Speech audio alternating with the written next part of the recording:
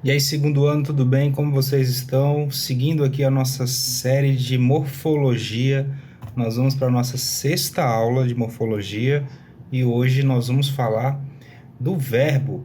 Nós já vimos substantivo, artigo, adjetivo, numeral, pronome e hoje chegou a vez do verbo. É uma matériazinha extensa, viu? Mas eu vou tentar ser resumido aqui. Eu vou tirar aquilo que eu acredito que não é o essencial para este momento.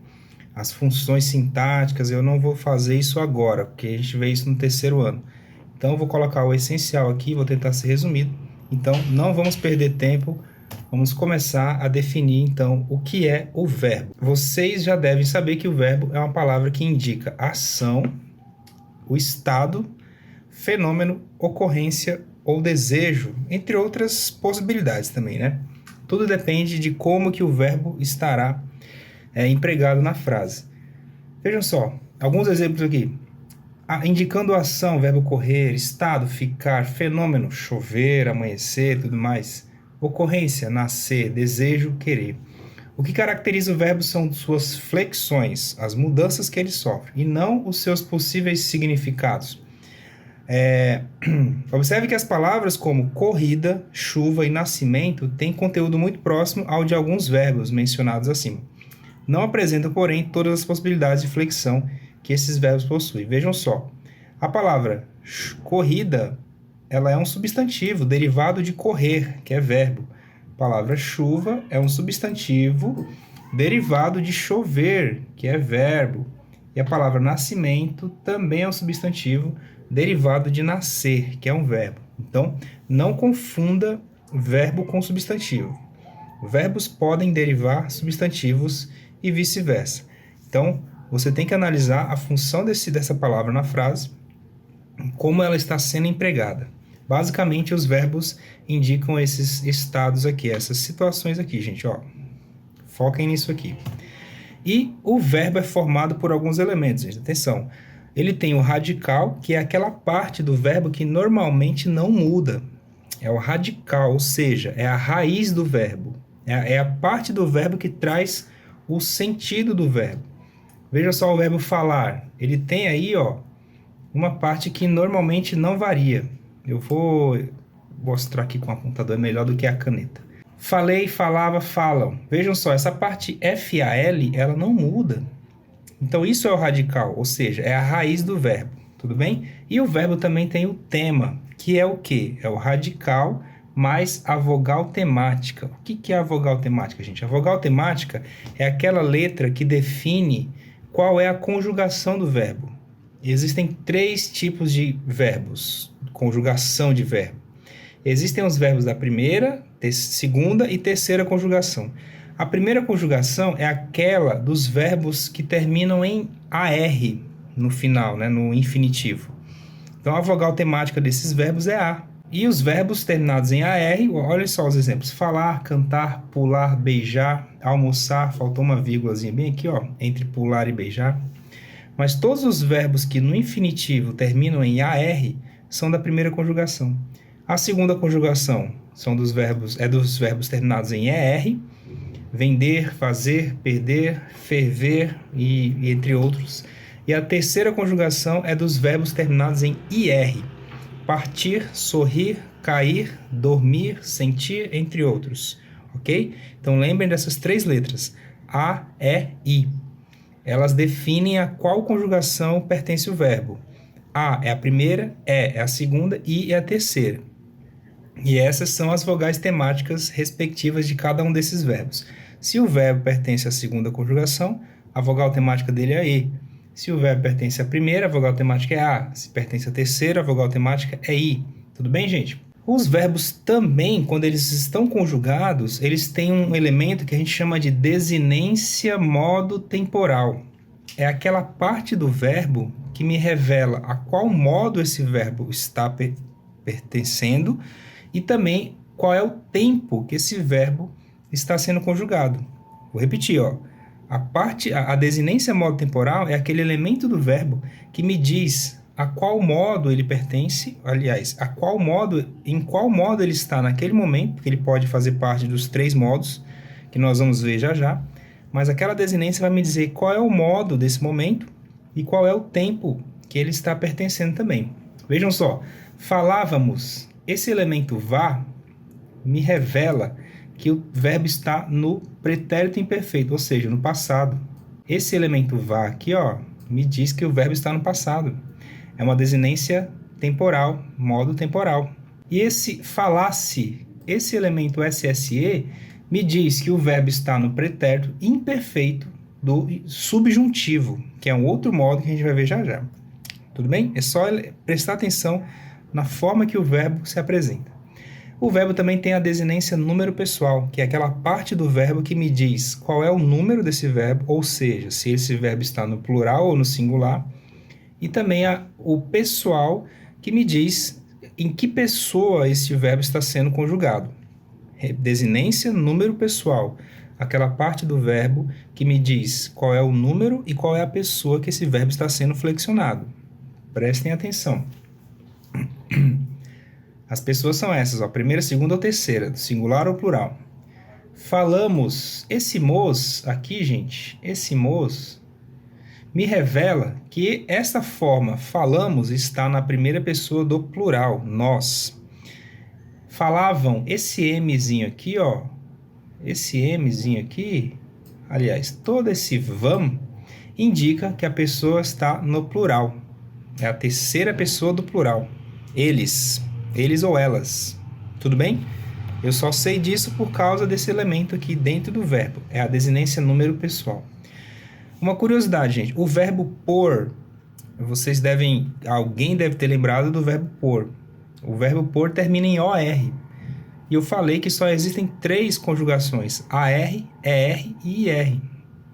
As 3 conjugações do verbo, cujas vogais temáticas são A, E e I. Só existem essas 3. Não existe outro verbo que termine diferente. Mas existe o por. E toda a família dele, ó, compor, repor, depor, todos são derivados do verbo por. Eles pertencem à segunda conjugação. Porque antigamente esse verbo, olha, ficou retinho ali, hein? Antigamente esse verbo era assim, ó, poer. Antigamente o verbo por era escrito dessa forma, poer. Então, por conta dessa história dele, desse elemento histórico, ele mudou, mas por conta da história ele pertence à segunda conjugação ainda, tá bom? Vamos lá, gente. Classificando os verbos agora. Existem vários tipos de verbos diferentes. Nós não estamos mais falando de conjugação aqui. As 3 conjugações possíveis de verbo nós já falamos. AR, ER e IR. Agora a gente vai falar dos tipos de verbo. Existem vários tipos de verbo diferentes. E o primeiro deles é o verbo regular, que é aquele verbo que possui as desinências normais da conjugação. E a flexão dele nas pessoas, eu, tu, ele, ela, nós, vós, essa flexão não provoca nenhuma alteração no radical do verbo, que é a raiz do verbo que a gente já aprendeu. Olhem esses 3 verbos. Amo, canto e cozinho. Amar, cantar e cozinhar. Percebam que o radical, ó, não mudou nenhum deles, ó. Em nenhum deles eu mudei o radical, é AM. Cantar também, ó. Todos os radicais estão aí, ó. Nenhum sofreu alteração. Cozinhar também, o radical vai até a letra H. Nenhuma das formas sofreu alteração. Então, esses são exemplos de verbos regulares. E existem também os verbos irregulares. Esses são meio que uma bagunça, não existe regra. O radical aqui, ele não é presente em todas as formas, ele sofre muitas alterações. A flexão desses verbos irregulares faz com que o radical mude de uma maneira bem diversa. É uma bagunça. Então você tem que entender que eles não têm uma regra, não têm uma constância. Os verbos ser, fazer, são exemplos disso. Eu sou, eu fui, eu serei, eu era. Não tem radical aqui. O radical ele não permanece o mesmo nas formas. Fazer, fiz, farei, fazia. Vejam que só a letra F mantém igual. As outras sempre mudam. Então, são exemplos de verbos irregulares. Não seguem um padrão de conjugação. Existem também os verbos defectivos, que são aqueles verbos que não apresentam conjugação completa. Ou seja, eles não têm todas as formas de conjugar em todas as pessoas. E eles podem ser impessoais, unipessoais e pessoais. Os verbos defectivos impessoais são os verbos que não têm sujeito. Verbos impessoais são verbos que não aceitam pessoas. Então, guarda essa informação. Verbo impessoal não pode ser conjugado por uma pessoa, ou seja, ele não aceita um sujeito. E esse sujeito, quando eu falo impessoal, que não aceita sujeito, eu não estou falando só de pessoa mesmo, ser humano. Ele não aceita sujeito nenhum, nem que seja uma entidade, um sujeito que não se incorpore em um ser humano. Ele não aceita. Vejam os exemplos. O verbo haver é o principal deles. O verbo haver é o único verbo mais evidente assim em relação a essa impessoalidade dele na língua portuguesa. O verbo haver é tão impessoal que ele não aceita nem a flexão dele em relação a outros elementos na frase. Olha só, havia poucos ingressos à venda. Poucos ingressos está no plural, mas o verbo haver, no singular, está certo. Por que ele não concorda? Por que ele não vai para o plural? Porque ele é impessoal. Houve 2 guerras mundiais. Sempre no singular, o verbo haver, não importa se o que vem depois está no plural, não importa. O verbo haver é impessoal. Haverá reuniões aqui, mesma coisa. E outro uso aqui também, ó. Deixei de fumar há muitos anos. Esse há indicando que faz tempo. Verbo haver, impessoal, mantém sempre no singular, ok? E também, alguns verbos podem, eventualmente, aparecer como impessoais. São eles os verbos fazer, ser e estar, sempre quando eles forem utilizados indicando um tempo. Então, cuidado. Esses 3 verbos aqui no final, eles só vão ser impessoais se eles estiverem sendo usados com indicação de tempo. Faz invernos rigorosos no sul do Brasil. Não fazem. Era primavera quando eu conheci. Estava frio naquele dia. Sempre impessoal. Não tem sujeito e também não flexiona para o plural. Faz 2 horas que eu estou te esperando. Olha aí. Faz 2 horas. O verbo fazer fica no singular, porque eu também estou indicando tempo e dessa forma ele fica impessoal, portanto não vai para o plural. Faz 2 horas que eu estou te esperando. Também existem aqui, alguns outros verbos impessoais que indicam fenômenos da natureza. Por exemplo, chover, ventar, nevar, gear, trovejar, amanhecer, entre outros, qualquer outro que indicar fenômeno da natureza. Atenção, se você por acaso usar um desses verbos aqui de fenômeno da natureza no sentido figurado, ou seja, está dando um outro sentido para ele, um sentido poético, alguma outra coisa, aí ele se torna pessoal. Cuidado, olha só. Amanheceu frio hoje. Eu estou usando ele como a regra fala. Mantém o fenômeno da natureza, ele é impessoal, não varia. Agora, quando eu uso no sentido figurado, amanheci mal-humorado. Isso é uma figura de linguagem. Ninguém amanhece, né? Quem amanhece é o dia apenas. Eu amanheci mal-humorado. Aí ele vai ter um sujeito agora. Eu. Na frase de cima, ele não tem sujeito. E também não varia. Choveu bastante ontem. Verbo impessoal, porque ele está indicando o fenômeno da natureza. Chuva. Então, ele não tem sujeito. E também é invariável. E choveram candidatos ao cargo. Agora estou usando um sentido figurado. Ele ganha um sujeito agora, portanto, ele fica pessoal. E o sujeito é candidatos. Faz 2 horas que eu espero. Acabei de dar esse exemplo para vocês. Faz 2 horas que eu espero. Estou usando o verbo fazer indicando tempo. Ele fica impessoal e não tem sujeito. Agora, fiz 15 anos ontem. Aí sim eu estou usando como uma figura de linguagem. Ninguém faz. Os anos não são feitos. Eu não faço os anos, né? Eu completo. É uma outra interpretação. Mas nesse caso, por ele estar sendo usado como um sentido figurado, ele ganha um sujeito eu. Tudo bem, gente? E também ainda existem outros. O verbo passar, seguido de preposição, indicando o tempo. Já passa das 6, em vez de já passam das 6. Está errado. E também os verbos bastar e chegar, seguidos da preposição de, indicando uma suficiência. Olha aí, bastar, chegar. Basta de tolices, chega de blasfêmias. os verbos estar e ficar em orações como está bem, está muito bem assim, não fica bem, fica mal. Esses verbos aqui, gente, ó, está bem, está muito bem, está tudo bem, eles são impessoais nessas orações, nesse tipo de oração. Ok, gente?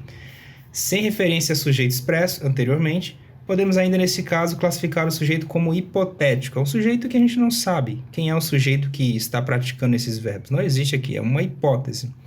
Eles acabam, então, se classificando como verbos defectivos impessoais. Maravilha? E o verbo deu mais para. Aí vem outro verbo em seguida. Ele também chega a ser impessoal e defectivo. Olha só, não deu para chegar. Quem não deu para chegar? Esse sujeito ele não é aparente aqui, é um sujeito hipotético, uma hipótese de sujeito praticando essa ação de não dar para chegar. Tudo bem? É uma expressão que a gente acaba utilizando no dia a dia aí para muitas situações. Dá para me arrumar uns trocados? Tá vendo essa expressão? Dá para alguma coisa? É uma situação hipotética, onde o sujeito é hipotético. Ok, gente? Seguindo aqui, os unipessoais são aqueles que têm sujeito, mas eles se conjugam apenas nas terceiras pessoas do singular e do plural. Bramar, porque normalmente eles são aplicados como as vozes dos animais. Esses são os verbos defectivos unipessoais. Então, esses verbos são apenas aplicados para os sons que os animais produzem.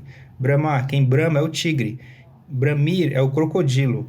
Cacarejar é a galinha. Coachar é o sapo. Cricrilar é o grilo. Esses verbos são defectivos unipessoais. Verbos abundantes são aqueles verbos que possuem mais de uma forma como o mesmo valor. Geralmente esse fenômeno costuma ocorrer no particípio, ou seja, são verbos que têm dois tipos de particípio. O que é o particípio? A gente vai saber agora. Olha só. Existem verbos que têm duas formas diferentes para o passado completo da ação que ele representa. Olha só. Anexar. Quando eu anexo alguma coisa, a coisa está anexada. Ou também a coisa está anexa. Tá vendo como existem dois passados? A palavra particípio, ela também me refere ao passado. Anexar, anexado. O particípio são aquelas formas que terminam em ado e ido. Cantado, sorrido, permanecido, dividido, cumprido, passado, tornado, lavado. Tá vendo? Ado e ido. Esses são particípios. E quando esse particípio termina em ado e ido, nós chamamos ele de regular. Quando ele não termina em ado e nem ido, ele é irregular. E tem verbos que têm os dois. Tem verbo que só tem o regular, tem verbo que só tem o irregular e tem verbo que tem os dois. Esse verbo que tem os dois particípios, regular e irregular, é o que eu chamo de verbo abundante. Como esses aí, ó. Anexar tem anexado e anexo. Dispersar tem dispersado e disperso. Eleger pode ser elegido ou eleito. Envolver, envolvido, envolto. Imprimir, muito famoso. Imprimido ou impresso. Você pode usar imprimido. Imprimido existe, tá? Matar pode ser matado ou morto. Morrer, morrido ou morto também. Pegar, pegado ou pego. Soltar, soltado ou solto, etc. Existem vários verbos abundantes, tá? Grava isso. Esses aqui não são os únicos. Existem vários verbos abundantes que têm dois particípios. Essa lista aqui é só para vocês entenderem como eles funcionam. Tudo bem? E vamos agora para os verbos auxiliares, que são aqueles que entram na formação dos tempos compostos e das locuções verbais, que nós vamos ver já já.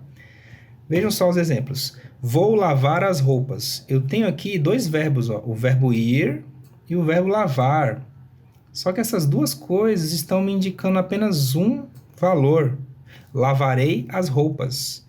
Quando eu uso dois verbos, quando só precisaria de um, eu estou usando uma locução verbal. E quando existe locução verbal, o primeiro verbo sempre vai ser auxiliar. E o segundo verbo na locução verbal sempre vai ser o verbo principal. Está chegando a hora. Chegará a hora.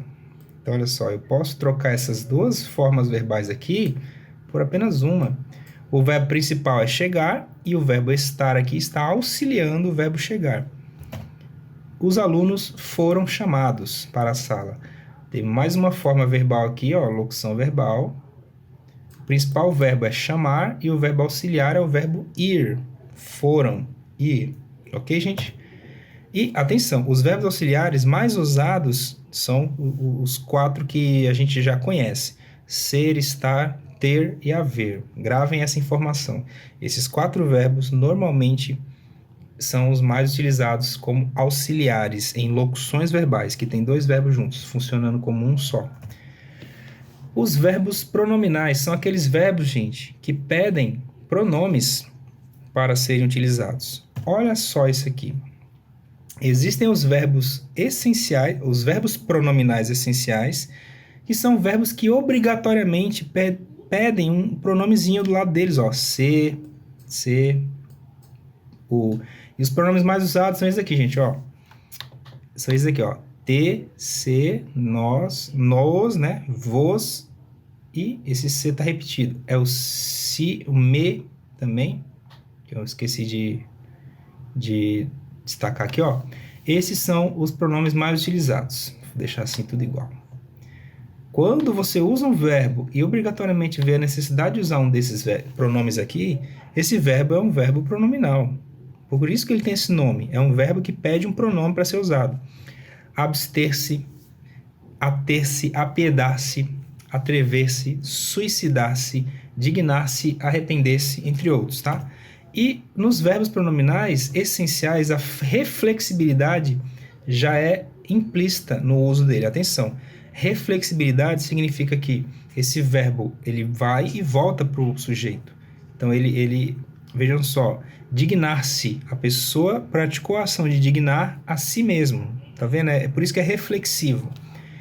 E essa é a ideia de reflexibilidade. Quando você usa um sujeito desse aí, um verbo desse aí que tem pronomes obrigatórios no seu uso, ele também é um tipo de verbo reflexivo, que nós vimos lá na aula de pronome.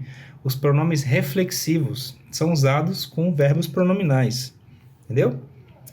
Verbos pronominais pedem pronomes reflexivos.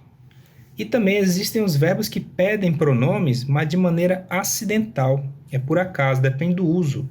Olha isso aqui, Maria se penteava. O verbo pentear não é um verbo pronominal originalmente, mas nessa frase, a Maria estava penteando ela mesma. Tá vendo como a ideia reflete para ela mesma? O sujeito pratica a ação e essa ação reflete no próprio sujeito, Maria. Maria penteou a si mesma. Então, Maria se penteava. Esse se aqui, ó, se, é o meu pronome reflexivo e o meu penteava é o meu verbo pronominal, porque ele pede o pronome se. Show de bola. E essa reflexibilidade se diz acidental, pois a ação reflexiva pode ser exercida também sobre outra pessoa, porque a Maria pode se pentear ela mesma ou ela pode pentear outra pessoa. No caso, eu posso ser penteado pela Maria. Maria penteou-me. Temos aqui um verbo pronominal, nesse caso. Ele é pronominal acidental, porque o pronome está aqui por acidente, né? É um pronome reflexivo. E essa reflexibilidade é acidental. Porque pentear não é um pronome obrigatoriamente... Não é um verbo obrigatoriamente pronominal. É um acidente para poder dizer que ela me penteou. Ok, gente? Mas esses nomes aqui vocês não precisam decorar. É curiosidade. Apenas entendam como funcionam os verbos, ok? Agora a gente vai entrar nos modos verbais. Gente, existem três modos de verbo. 3 modos verbais. O primeiro é o indicativo, que dá uma certeza a algo que aconteceu, ou algo que está acontecendo, ou algo que vai acontecer. Certeza de que aconteceu, que está acontecendo ou que vai acontecer. Esse é o indicativo. Ele indica essa certeza. Eu estudo todos os dias. Eu estudei ontem. Eu vou estudar amanhã. Eu estudarei amanhã.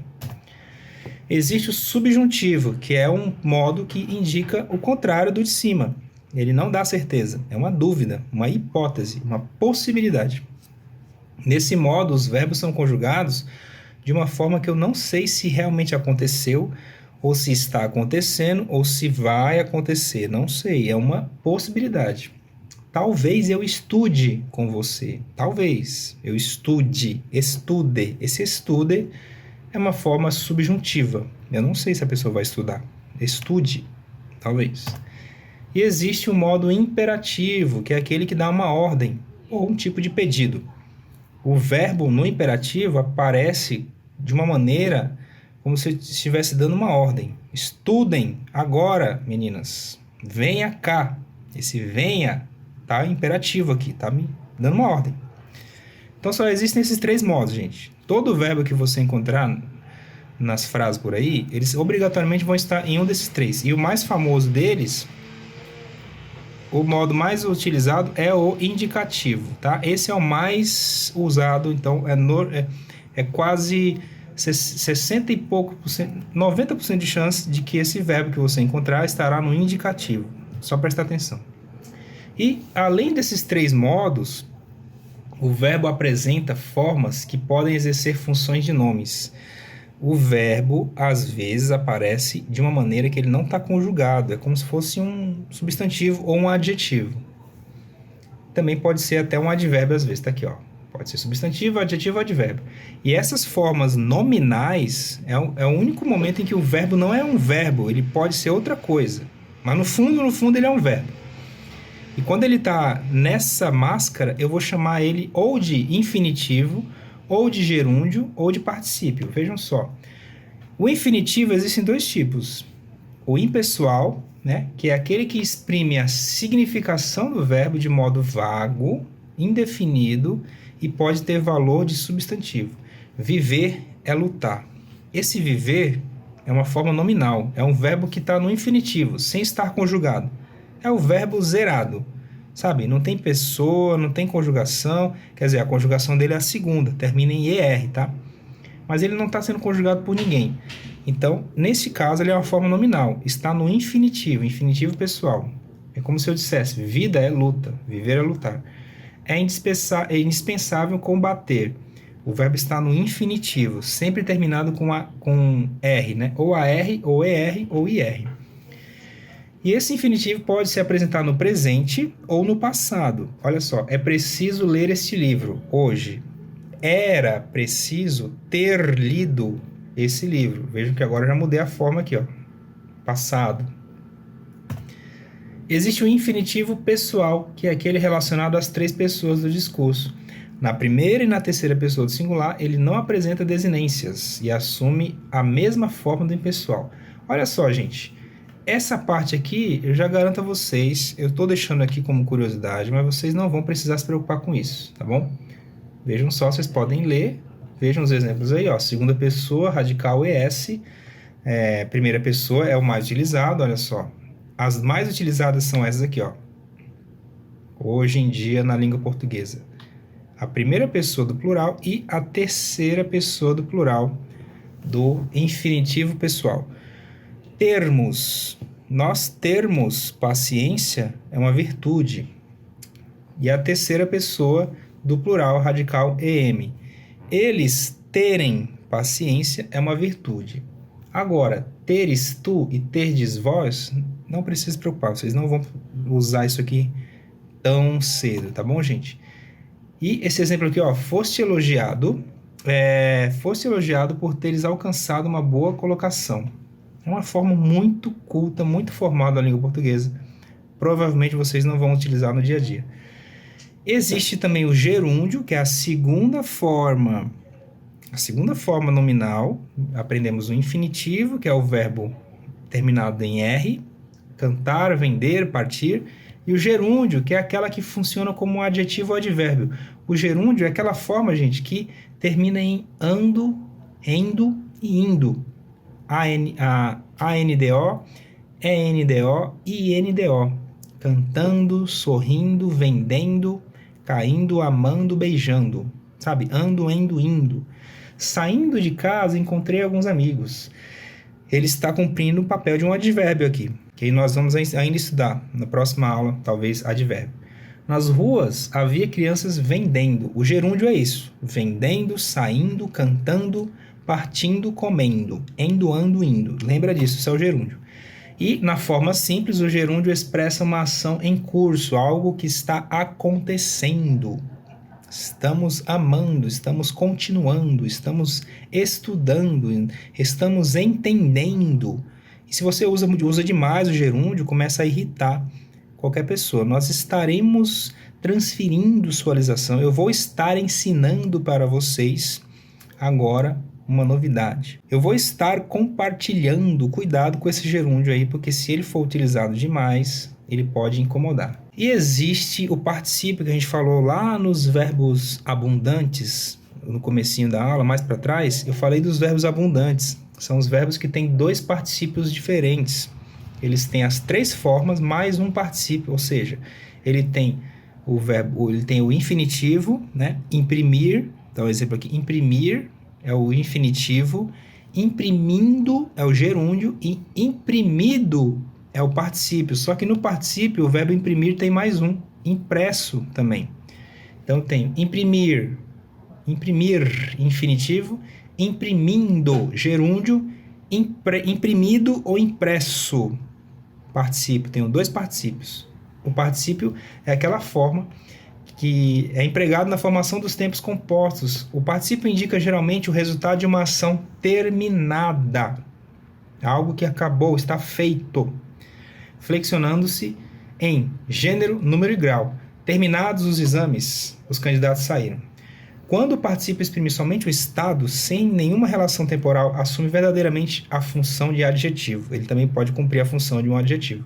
Mas por enquanto, lembra, o particípio é aquilo que terminado, cantado, vendido, cumprido, feito, amado, aprendido. Tá vendo? Ado, ido, e assim vai. Esse é o particípio. Maravilha. Agora vamos para os tempos. Existem alguns tempos verbais, vocês já devem saber quais são eles. Primeiro, os tempos do indicativo. Presente, que é algo atual, vocês já conhecem, né? Existe também o pretérito, existem alguns tipos diferentes de pretérito. O pretérito imperfeito, que é uma ação que não foi completamente terminada no passado. Eu amava, ele estudava as lições. Existe o pretérito perfeito simples, que é aquele que mostra uma coisa que foi totalmente completa, terminada no passado. Ele estudou. Olha lá, voltando. Imperfeito, ele estudava. Perfeito, ele estudou. O pretérito perfeito composto, que é quando ele mostra uma ação que se iniciou no passado e que pode se prolongar até o momento atual. Tinha estudado, tenho estudado muito para os exames, ok? E tem o pretérito mais que perfeito, que eu confesso para vocês, o pretérito mais que perfeito, ele está aos poucos sendo eliminado da língua portuguesa. Poucas pessoas ainda usam, mas está aqui para vocês. Ó. É aquele que expressa um fato ocorrido antes de outro fato já terminado. Olha aí. Ele tinha estudado as lições quando eu cheguei. Veja só, eu cheguei já está no passado. Só que isso aqui, ó, tinha terminado, é mais passado ainda do que esse passado aqui. Então, esse tinha estudado é mais que perfeito. Costumo brincar aqui. Deus é perfeito, mas o pretérito é mais que perfeito, né? Ele já estudara as lições quando eu cheguei.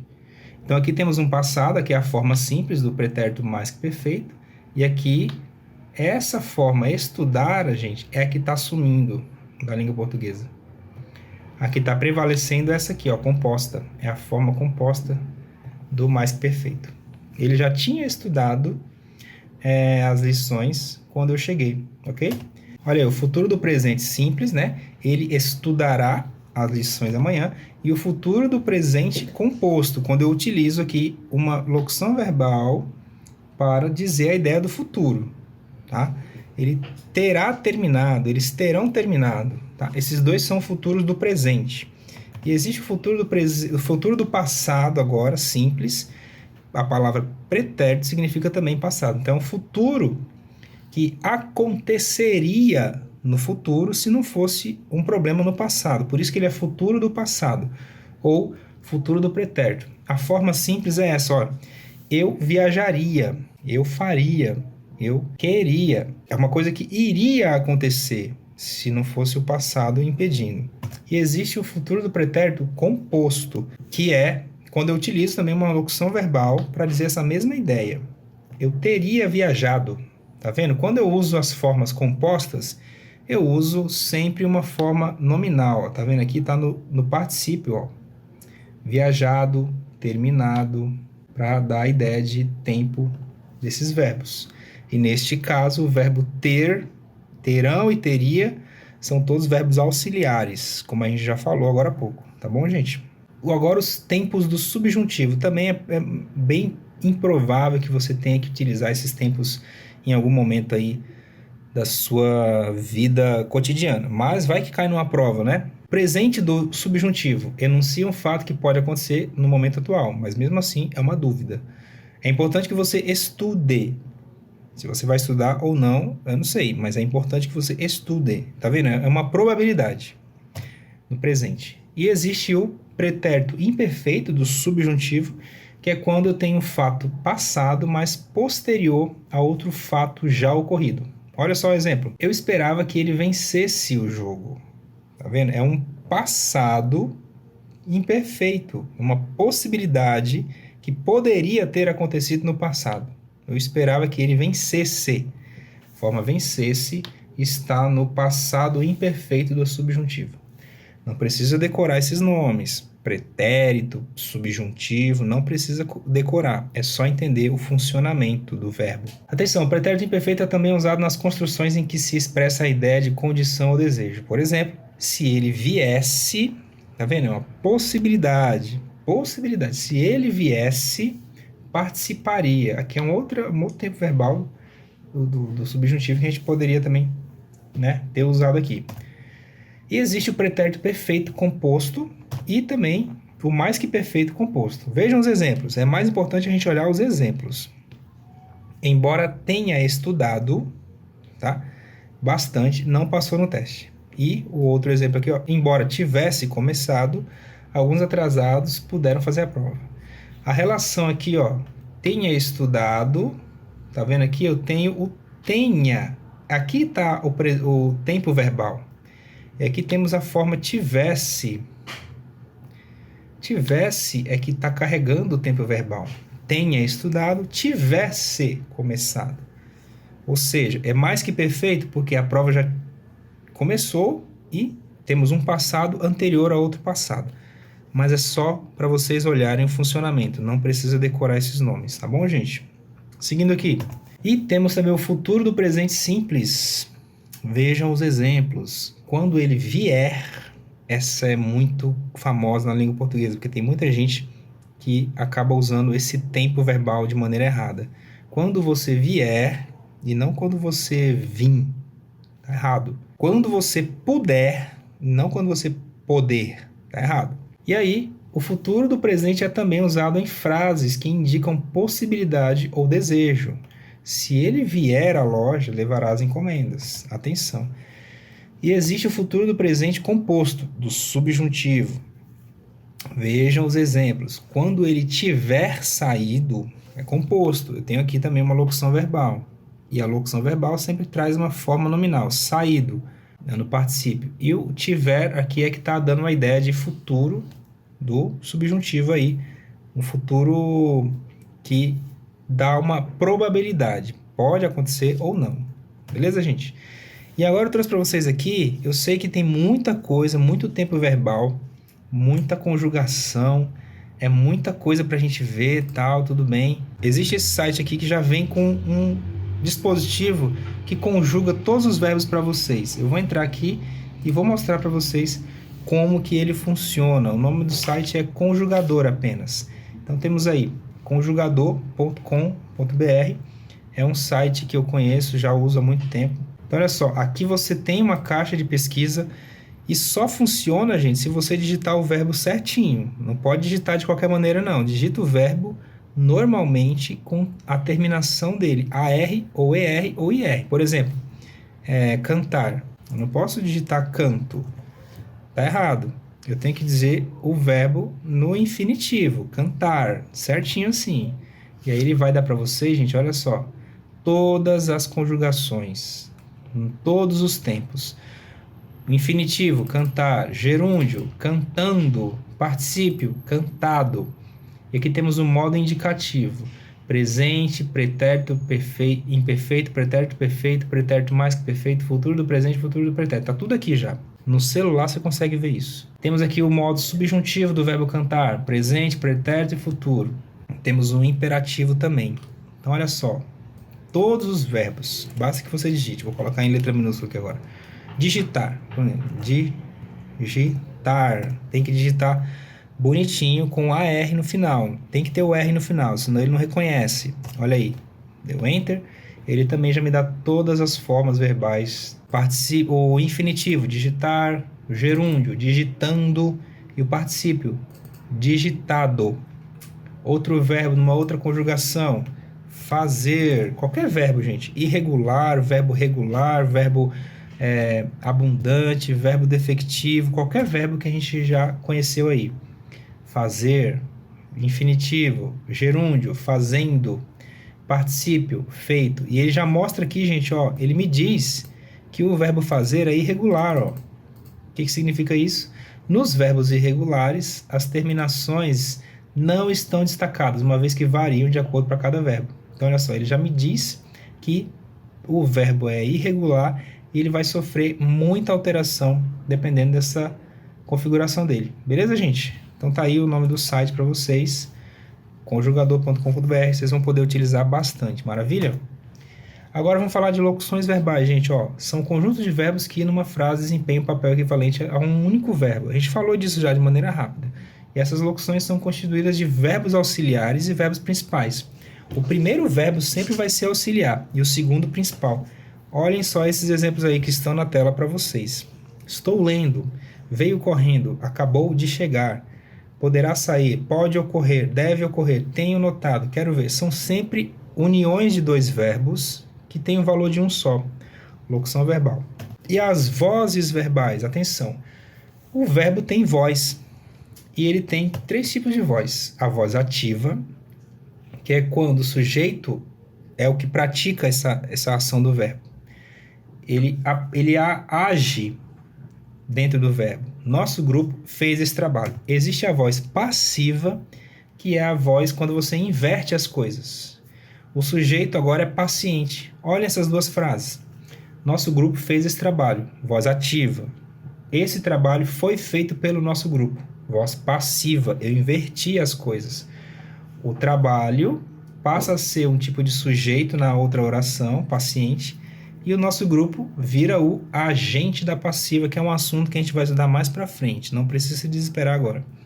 E a voz reflexiva, que nós já falamos agora há pouco. Quando o verbo pede um pronome, é um verbo pronominal, e esse pronome mostra que quem agiu, quem praticou esse verbo, voltou para si mesmo. Olha só, o pedreiro se feriu. Pedreiro praticou a ação de ferir a si mesmo. É uma voz reflexiva, vem de refletir, vem de espelho, reflexão. Foi e voltou, refletiu. O pedreiro feriu-se ou se feriu. E cuidado para não confundir a reflexão com uma noção de reciprocidade. Os lutadores feriram-se um ao outro, tá? Então, são vozes reflexivas. Voz ativa, direto. Voz passiva, quando eu inverto. E voz reflexiva, quando vai e volta. Maravilha? Existem 2 tipos de voz passiva, pessoal. Voz passiva analítica. A escola será pintada. O trabalho é feito por ele. E a variação temporal é indicada pelo verbo auxiliar. O verbo auxiliar sempre vai me dizer qual que é o tempo desse verbo. É só vocês prestarem atenção. Vejam só. Fez o trabalho, foi feito. Ele faz o trabalho, é feito. Se aqui está no passado, o verbo auxiliar também fica no passado, na voz passiva. Se aqui está no presente, o verbo auxiliar também fica no presente. Se aqui está no futuro, o verbo auxiliar também fica no futuro, na voz passiva. Quando você vai transferir de uma voz passiva para a voz... de uma voz ativa para a voz passiva, preste atenção nas nas ocorrências, né? Nas referências entre um verbo e outro. E nas frases com locuções verbais, o verbo ser assume o mesmo tempo e modo do verbo principal na voz ativa. O vento ia levando as folhas iam sendo levadas pelo vento. Gerúndio, gerúndio. Tem que manter aí o gerúndio e o gerúndio, o mesmo tempo verbal também. E existe também a voz passiva sintética, que é quando eu uso o pronomezinho ser, quando eu uso o elemento apassivador, né? O pronome apassivador ser. Abriram-se as inscrições, destruiu-se o velho prédio. Isso que a gente vê sempre nas placas aí, ó, vende-se esta casa, é a voz passiva sintética, que usa esse se, nós chamamos de pronome apassivador. Tudo bem? E agente da passiva é um outro assunto. Eu não vou entrar nesse assunto agora para a gente não perder muito tempo, ok? E agora, gente, prometo que está encerrando, nós vamos para um último tópico, que é a pronúncia correta de alguns verbos que geram confusão na hora de pronunciar. Nos verbos cujo radical termina em ei, el, eu, oi, ou, seguidos de consoante, a vogal é fechada. Vejam só, pronuncie ei como se fosse lei. Aleijo, aleijas, aleija. Abeiro-me, abeira-se, abeiram-se. Enfeixo, enfeixas, enfeixe, enfeixam. Inteiro, inteira, inteiram. E assim vai. Sempre o E fechadinho quando for esse caso. E ele também vai ser fechado como o verbo deu, eu, nos seguintes verbos. Endeuso, endeusas, endeusar as pessoas e não endeusar. Você vai pronunciar também oi fechado quando for nesses casos, ó, açoito, açoitas, desmoito, desmoitas, desmoita, noivo, noivas, eu noivei, ela ennoivou, ela noivou e não ela noivou, tá? É fechado, a pronúncia é fechada, tá bom, gente? E nós vamos também fechar a pronúncia com a palavra ouro nos seguintes verbos, ó, afrouxo as cordas, roubo, ele rouba e não rouba. Essa é uma parte muito importante que eu quero que vocês lembrem. Nós falamos, ele rouba as pessoas e não ele rouba, tá? Eu não vou roubar, eu não vou roubar. Eles roubam e não eles roubam. Tá errado, cuidado. Estoura. E nos verbos terminados em ejar, elhar, também eu vou pronunciar de maneira fechada. Despejo, despejas, despeja, despejam. Despeje, despejes, despejem, sempre fechadinho, nada de despejem, cuidado. Eu vou espelhar, eu estou espelhando meu celular. Ele espelha as coisas na tela e não ele espelha as coisas, cuidado. E os verbos como englobar, desposar, forçar, rogar, mofar, ensopar, escovar, estorvar. Eu vou manter agora de maneira aberta, a vogal O vai abrir. Eu escovo os dentes e não eu escovo os dentes. Escovo, escovas, tudo bem? E na terminação OEM, a vogal O é fechada nos verbos que terminarem em OA, voem, magoem, coem, doem, soem, abençoem, coroem, abotoem.